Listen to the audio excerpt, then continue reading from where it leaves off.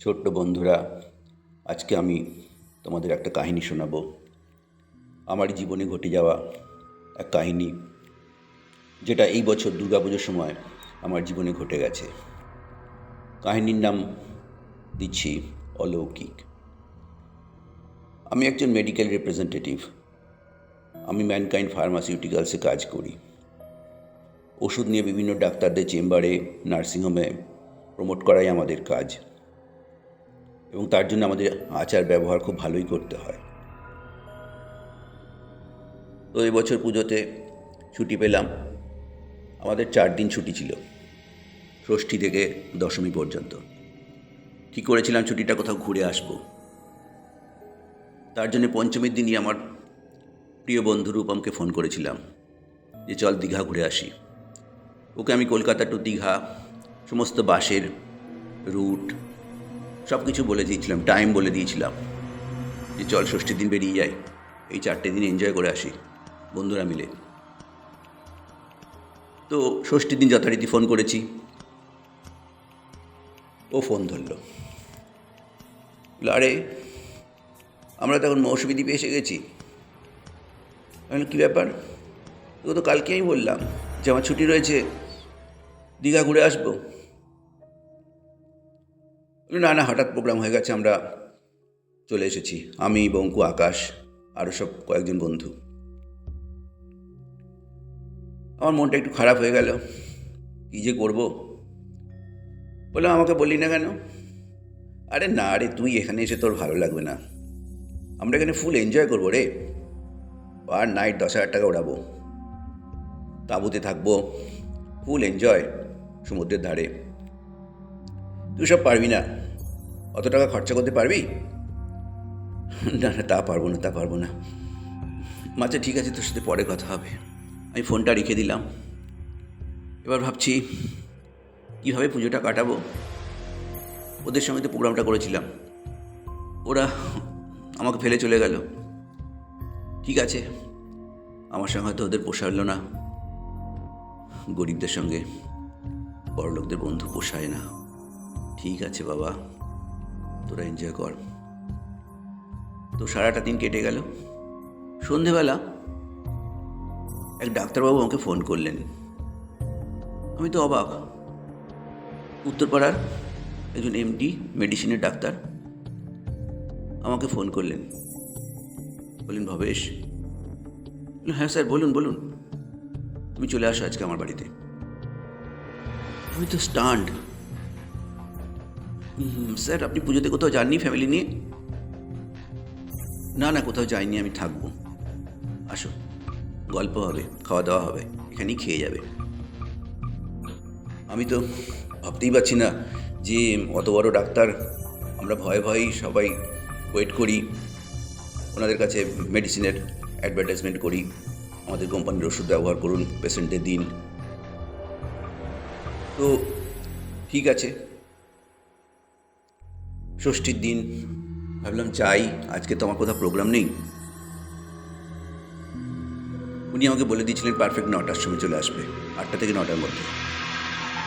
এদিকে পাড়ায় তো দুর্গাপুজোর বোধন হয়ে গেছে। আমি 8টার সময় রেডি হয়ে গেছি। আমি শুনতে পাচ্ছি পাড়ায় ঢাকের আওয়াজও শুনতে পাচ্ছি, ঢাক বাজছে। মনটা বাড়িতে আর একা ভালো লাগছে না। ভাবলাম যাই, ডাক্তারের বাড়িতে যাই, দেখি না কি হয়। তো বেরিয়ে গেলাম। বেরিয়ে গিয়ে আমার বাইকটা নিয়ে চললাম। এই বাইকটা ইনস্টলমেন্টেই নেওয়া, কোম্পানির কাজের জন্য আমাদের ব্যবহার করতেই হয়। জোর স্পিডে বেরিয়ে গেলাম। রাস্তায় তো আজকে বেশ ভালোই ভিড়, প্রচুর ভিড়। জিটি রোড দিয়ে চলেছি, যাব উত্তরপাড়ায়। উনি বাড়ির অ্যাড্রেসও দিয়ে দিয়েছেন, রাজবাড়ি হসপিটালের কাছে রাস্তায় প্রচুর ভিড়। জোর গাড়ি চালাচ্ছি উত্তরপাড়া দিয়ে। ওনার বাড়িতে যাব, মোটামুটি 9টার মধ্যেই পৌঁছে গেছি ওনার বাড়িতে। উনি ওয়েট করছিলেন। বাড়িতে গিয়ে দেখলাম এরকম নিঝুম বাড়ি, বিরাট গেট, একদম নিঝুম। আমি ভয়ে গেটটা খুললাম। কোনো কেয়ারটেকারও ছিল না সামনে। বিরাট বাগান বাড়িতে, অন্ধকার মতো, সেরকম আলো ফালোও নেই। কীরকম ঝিঝি পোকা যেন ডাকছে আর গা চমচম করছে। যদিও একটা রাস্তা রয়েছে বা ভেতরে, দুধারে গাড়ি রয়েছে, ওনার গাড়ির অ্যাক্সিডেন্টটাও মনে হয় ডাকতে শুরু করে দিয়েছে ভয়ে। তো আমি কী করবো? আমি ডাক্তারবাবু বাড়ি বেল টিপলাম। ডাক্তার এসে দরজা খুলে দিলেন। আসো আসো। বললেন, ডাক্তারবাবু কী ব্যাপার, আপনি কোথাও যাননি কেন? আর কোথায় যাবো, আমি তো একাই থাকি এখানে। আমি ভেবেছিলাম ডাক্তারবাবু কোথায় ওই বাড়িতে গেছে। না তা না, পরে আপনাদের সেটা বলছি। তো ডাক্তারবাবু বাড়িতে খাওয়া দাওয়া হলো। আমি রাত্রিবেলা ফিরে এলাম। ফিরবার আগে ডাক্তারবাবু আমাকে বললেন, তোমাকে আমার খুব ভালো লাগে, মাঝে মাঝে চলে আসবে। তুমি আমার বাড়ির একটা চাবি রেখে দাও। আমাকে এক গোছা চাবি দিলেন। আমি অবাক হয়ে গেলাম, বড় লোকের খেয়াল। যাই হোক, আমি বাড়ি ফিরে এলাম। এরপরে আমাদের 10 মিনিট পরে একাদশীর দিন জয়েনিং। আমি আবার গেছি সেই ওষুধের দোকানে যেখানে উনি বসেন, ওনার সঙ্গে মিট করতে। ওষুধের দোকানে মালিক বলল, ডক্টর রায়চৌধুরী এমডি, আপনি আর বসবেন না। কেন? উনি তো 5ম দিন মারা গেছে। কি বলছেন আপনি? হ্যাঁ, মারা গেছে। কিভাবে? স্লিপিং পিল খেয়ে। আশ্চর্য, ওনার সাথে আমার ষষ্ঠীর দিন সন্ধেবেলা মিট হয়েছে। আমাকে উনি ইনভাইট করেছিলেন, আমি ওনার বাড়িতে গিয়ে ডিনার করেছি। না না, উনি 5ম দিনই মারা গেছেন। আসলে তো ওনার কেউ ছিল না। উনি ম্যারিড পারসন। ওনার একটা ছেলে অ্যাক্সিডেন্টে মারা যায়। ওনার ওয়াইফের সঙ্গে ডিভোর্স হয়ে গিয়েছিল, পরে নাকি ওয়াইফও মারা গেছে। উনি একাই থাকতেন। ভেতরে ভেতরে উনি ভীষণ নিঃসঙ্গ হয়ে পড়েছিলেন। তো উনি ট্রিটমেন্ট করাননি কেন? ওনাদের তো ডাক্তার মহলে অনেক যোগ।